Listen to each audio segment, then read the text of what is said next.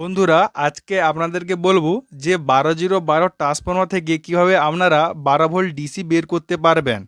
মানে আজকে আপনাদের দেখাবো যে কিভাবে আপনারা ব্রিজ রেক্টিফায়ার তৈরি করতে পারবেন। এবং আমার এই ভিডিওতে আপনাদের দুটো ডায়োড দিয়ে ব্রিজ রেক্টিফায়ার তৈরি করে দেখাবো। যদি ভিডিওটি ভালো লেগে থাকে ভিডিওটিকে লাইক করবেন, আর ভিডিওটি না ভালো লেগে থাকে তাহলে ভিডিওটিকে সাবস্ক্রাইব করবেন। कोई तरीका है भीख मांगने का।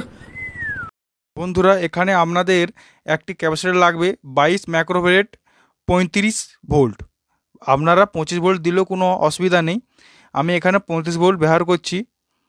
তারপর বন্ধুরা, ক্যাপাসিটারের যে কালো সাদা অংশ দেখতে পাচ্ছেন, সাদা অংশটা হচ্ছে প্লাস এবং কালো অংশটা এটা হচ্ছে মাইনাস।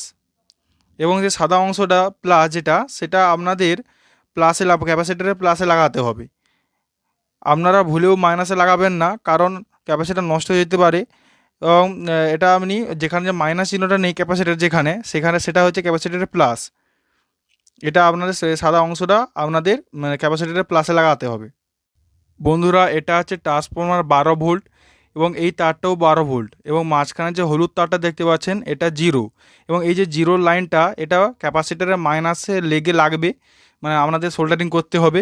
এবং 12 ভোল্টটা এটা ডায়োডের এই লেগটায় দিতে হবে। এবং আর যে 12 ভোল্টের তারটা এটা ক্যাপাসিটার এই লেগে দিতে হবে। দুই দিকে লেগে আপনাদের যেরকম পারেন সেরকম লাগাতে হবে।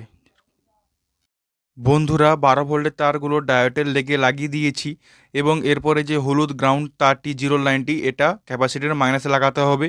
তার আগে বন্ধুরা এটা আমি আর একটু সোল্ডারিং করে নিই। বন্ধুরা, আপনাদের আরেকবার কানেকশানগুলো বলে দিই।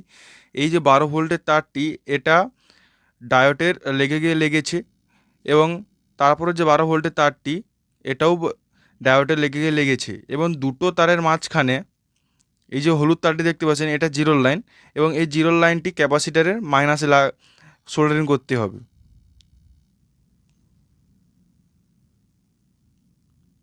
এই দেখতে পাচ্ছেন ক্যাপাসিটারের মাইনাসে আপনাদের হলুদ তারটি মানে জিরোর তারটি এখানে সোল্ডারিং করতে হবে।